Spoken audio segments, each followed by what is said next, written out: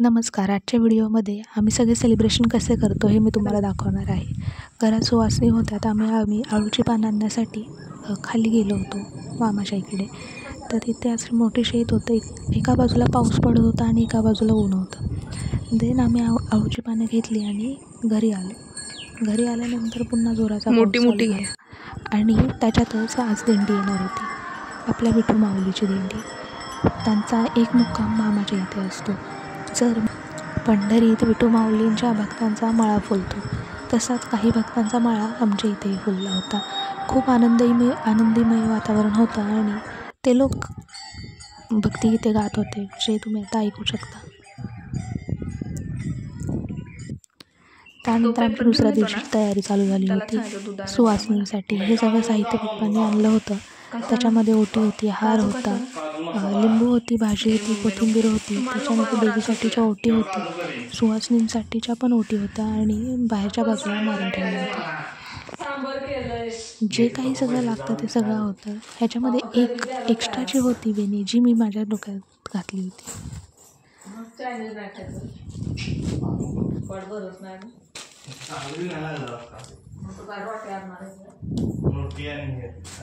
आमच्या इथल्या देवी आहे श्री जानाईमळाई.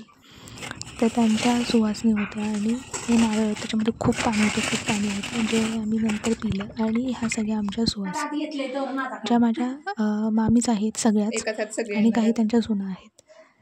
त्याच्यानंतर बैलपोळा. माझ्या मामांची बैलं आहेत, जी शर्यतीची बैलं आहेत, ज्याच्यामध्ये 6 बैलं आहेत, जी एका लाईनमध्ये आत्ता उभे केलेली आहेत. कलर करून त्यांना गावात मिरवणुकीसाठी घेऊन गेले. एक लाडू आत्ता पहिला गेला तो लाडू, दुसरा हा आहे तो रॉकी.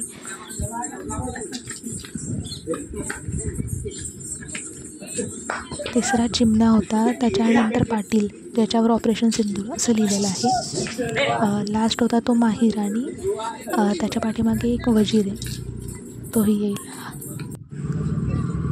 ज्याला बादशाह असंही म्हणतो आम्ही. त्याच्यानंतर आमची तयारी चालू झाली होती गणपतीचं डेकोरेशन ह्या वेळेस करण्यासाठी आम्ही 2 थीम डोक्यात घेतल्या होत्या. एक तर महाकुंभ, जे ह्या वेळेस झालं होतं, आणि दुसरं ऑपरेशन सिंदूर. पण आपल्या आर्मीला आणि नेव्हीला ट्रिब्यूट देण्यासाठी आणि आपल्या मोदी त्यांच्या कामाला एक अप्रुव्हल देण्यासाठी आम्ही ऑपरेशन सिंदूर हीच थीम फायनल केली. ज्याचं डेकोरेशन आम्ही असं केलं होतं, तुम्हाला मी दाखवते इन डिटेल काय केलं होतं. तर मेन तर अटॅक झाला होता जी बेसन व्हॅली होती तिथे काश्मीरमधील.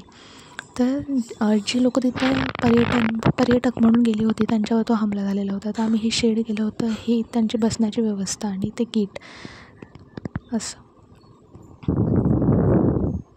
त्याच्यानंतर त्याला रिप्लाय म्हणून आपण त्या सिंधू नदी ट्रिटी जी होती आपण ती कॅन्सल केली होती. आपलं हे S-400 जे आपण रशियाकडून घेतलेलं, ज्याची रेंज 400 किलोमीटरपर्यंत आहे. आणि हे रडारच्या ह्याच्यामध्ये कुठे जरी त्याला विमान दिसलं आकाशात तर ते पॉईंट करून त्याला उडवून टाकतं.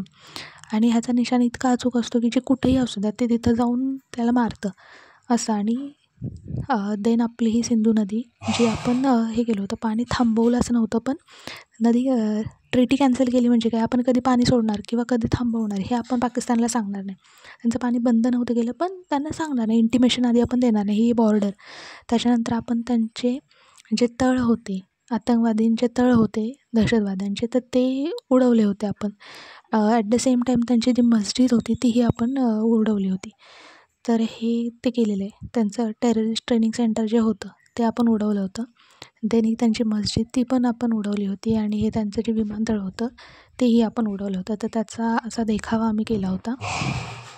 आणि या देखाव्यासाठी आम्हाला श्री जानाईमळाई ट्रस्टने भेटवस्तू म्हणून एक सोन्याची नथ दिली. आणि आम्ही अजून एका ठिकाणी पार्टिसिपेट केलं होतं, तिथूनही आम्हाला 4थ्या क्रमांकाचं बक्षीस मिळालं.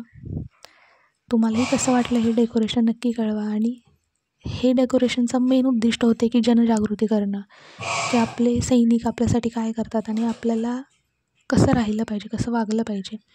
आणि ॲट द एंड 18 सप्टेंबरला माझ्या वडिलांचा बड्डे सेलिब्रेट करून आम्ही हे सगळे सण सेलिब्रेट केले.